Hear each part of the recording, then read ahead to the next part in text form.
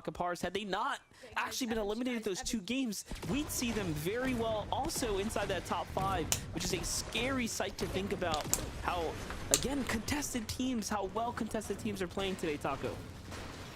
Probably one of my favorite parts about these 2-day formats, MDF, is the fact that after the conclusion of day 1, whenever you actually take to socials and you start sifting through the things that everyone is saying, and the only message that seemed to be unanimously shared with all of our North American competitors is they just wanted to play here today. The excitement, the amount of tension that really started to develop, because it's like that moment where things sink in. You conclude game number 6, and then remember, you still have a fresh 6 to work with, but the point multiplier is what's really going to, I think, determine the actual pacing here today. And we are seeing some teams trying to make those necessary adjustments, trying not to find themselves elim too early on, even if they are contested at their drops, like Day and Redux. That's right, a win is going to mean even more, but an early elimination is going to hurt that much more as well. So pacing is going to be incredibly important here today. All in all, right now, Day and Redux have a lot of rethinking, recalibrating to do, as yesterday was not the performance that they were looking for. And right now, we're seeing a much better Day here, ending his battles fast and swift alongside Redux. And this is the type of movement we expected to see from them early on, and so far so good. So well played for Day and Redux as they pick up a nice set of eliminations. On the other side, Cold and Acorn pressing the gas pedal here as well up against Mason and NPen, and Mason's downed. He's not even going to go for any type of trickery there, but get the full finish instead.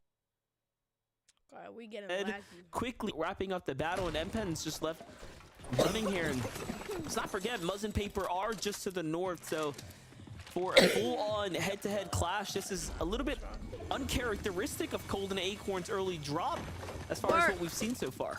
But this is the result of Cold and Acorn. They recognize the fact Mason and NPen, they were actually the first duo to take the Society Medallion here at Fencing Fields. You see Cold now with that Mythic Striker in his loadout. That's an unfortunate circumstance as well for NPen, because not only does he have to wait until Cold and Acorn are through digging into the vault, taking all the best loot. They recognize the fact he's also just going to be super delayed in terms of trying to find a search strategy now, because when you're operating as a solo, you can't really afford to try and exchange damage this early on when the only focus you have is just recovering your teammate. And with no eliminations, actually, Taco, what are the chances that they were winning the engagement, but the NPC got the last tag? It might have actually happened, because you did see there was an AI under the ramp, and I thought at first that was surely NPen, but no, it was just an AI. I believe they have been essentially bested by the AI for the knock, and they won't get the elimination credit early on, but they still do, of course, get to reap all the rewards and the benefits of the engagement either way.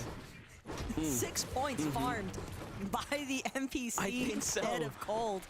But that is, it's still tragic, but that's definitely an elim that Acorn and Cold are likely going to look to try and recover elsewhere.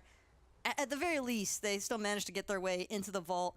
You see these teams now, Peterbot, Poyo, Ritual, trying to prioritize these forecast towers, making sure to protect them as well. Just getting set up super early on, because you have to anticipate that there's going to be at least one other team that's going to look to challenge some of our duos setting up base around these forecast towers. Yeah, definitely. And Peterbot and Poyo, I like this little angle that Boyo is holding here, even waiting to put the ramp out. But unfortunately doesn't get the tags that he is looking for. You can see Peterbot's positioned likely on the other side of this mountain as well, just trying to hold the outskirts of the zone here. So it's not just about getting, of course, the forecast tower, but it is equally important to continue to maintain your surge status here.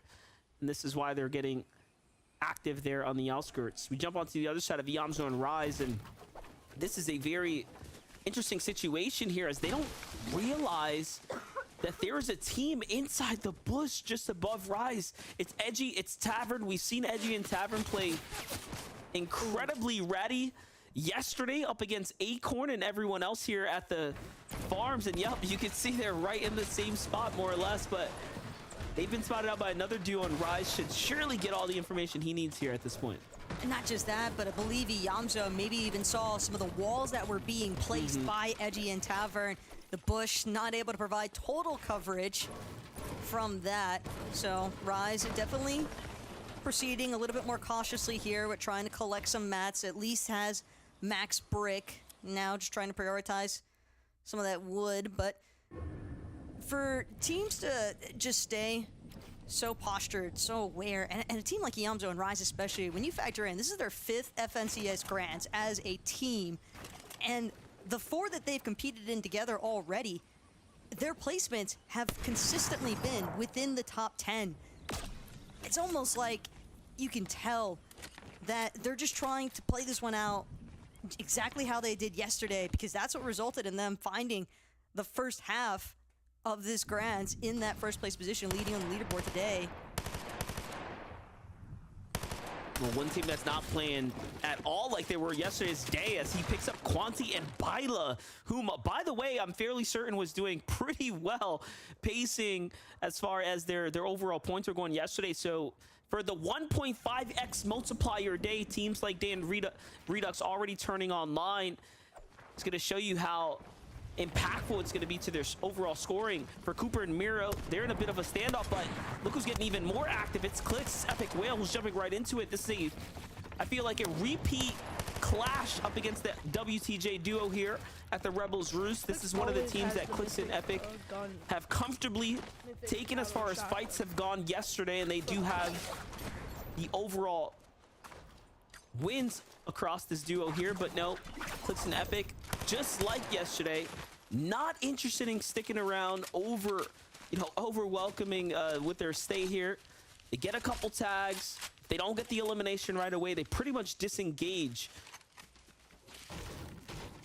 Clicks and Epic have certainly had a tendency to kind of stray this way over towards Rebels Roost. Again, knowing that there is usually at least 1 or 2 other teams for them to try and find some of that surge tag damage on.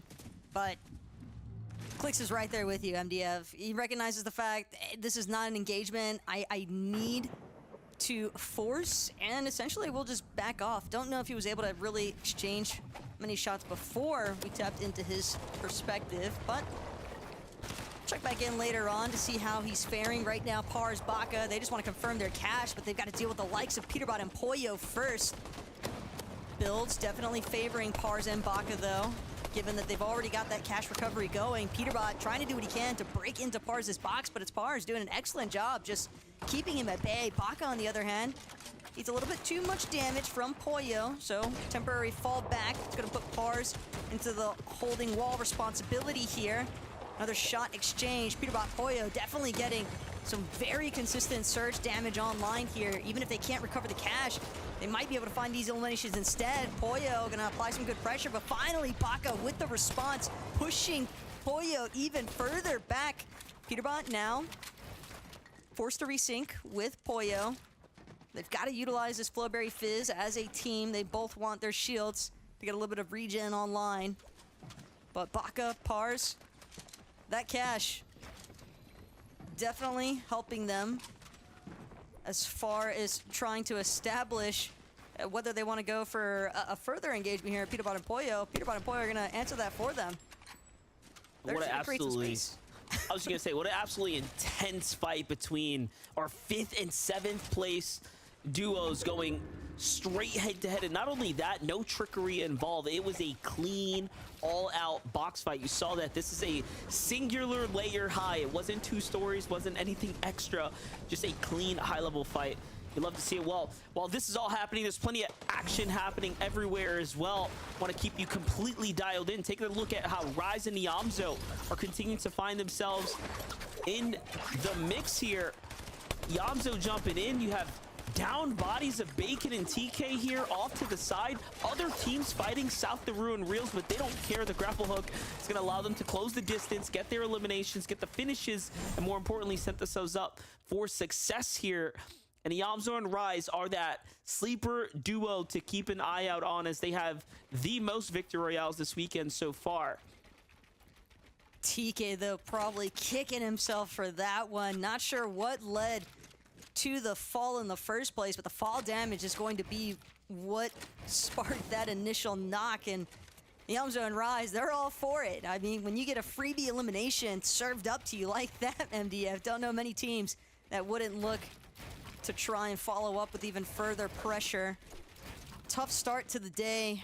Bacon and TK as well, just encountering some very unique struggles in their day one competition, but it's the mental fortitude, I think, at this point that could really be the ultimate separating factor between the top end of that leaderboard and the bottom half. And Muzz Paper, they're certainly not a team that's going to be content with their current 10th place standing. They want to pack a punch, and they wanted to start here in game number 7. You can see Muzz, how adamant he's being, constantly scoping their area to see if there is a possibility for them to look for a little bit of follow-up. They can get even one tag online, a shield crack. That's all it takes for teams to feel comfortable with them trying to apply more pressure. Seen it time and time again.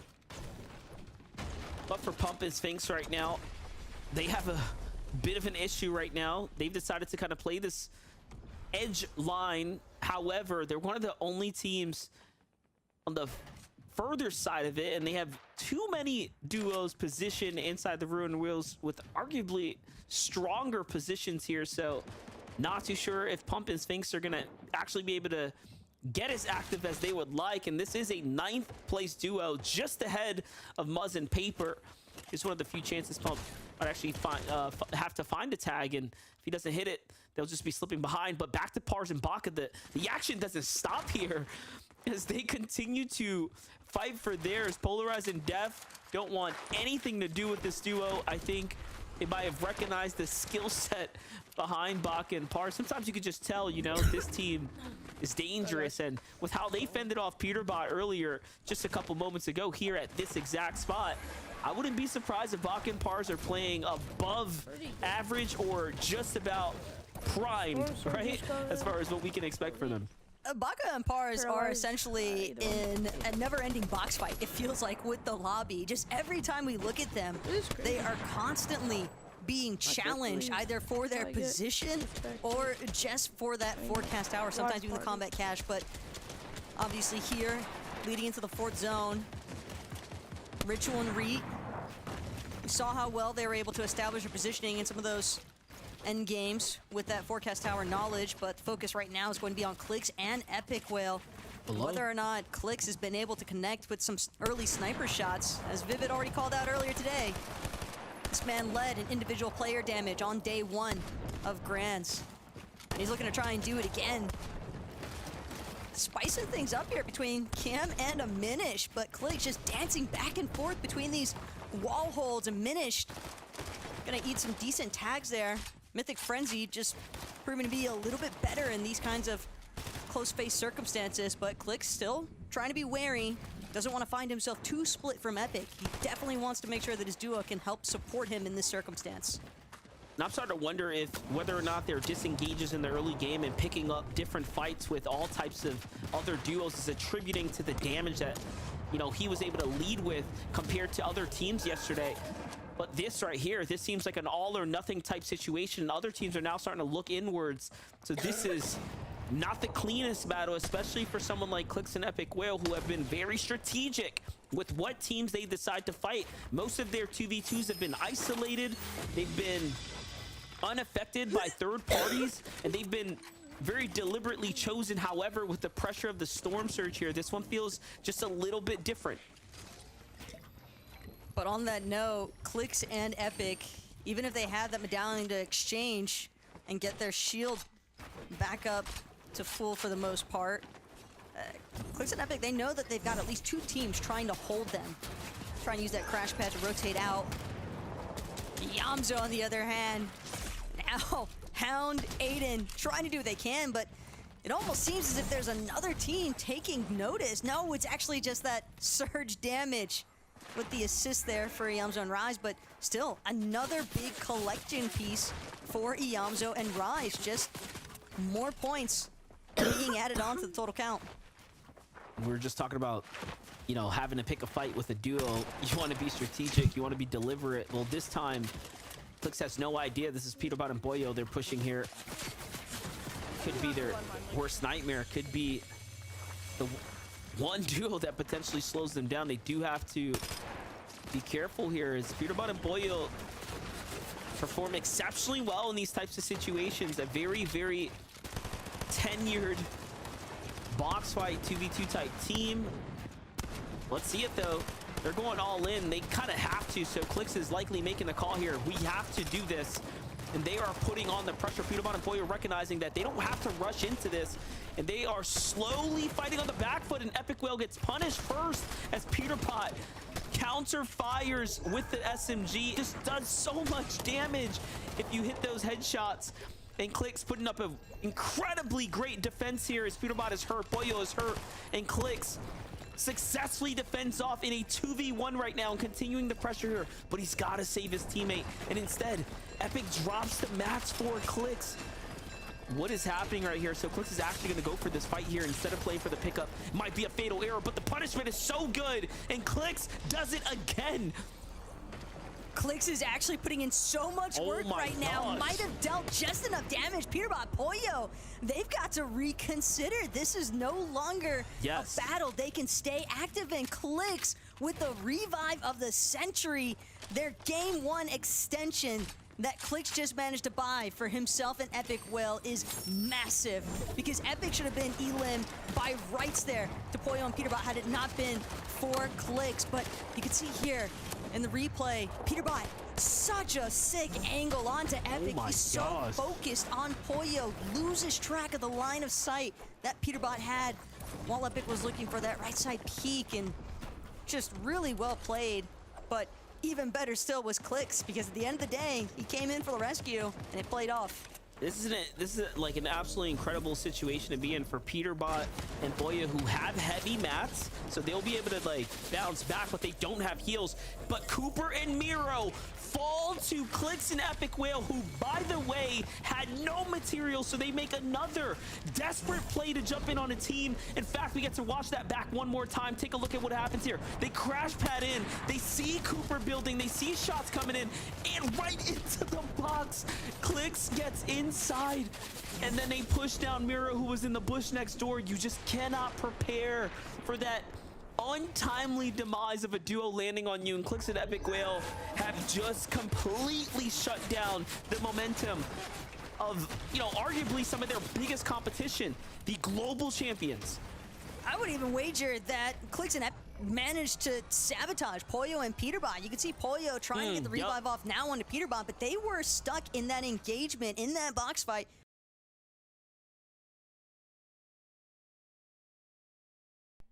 Sorry guys, it's glitching for some reason, as usual.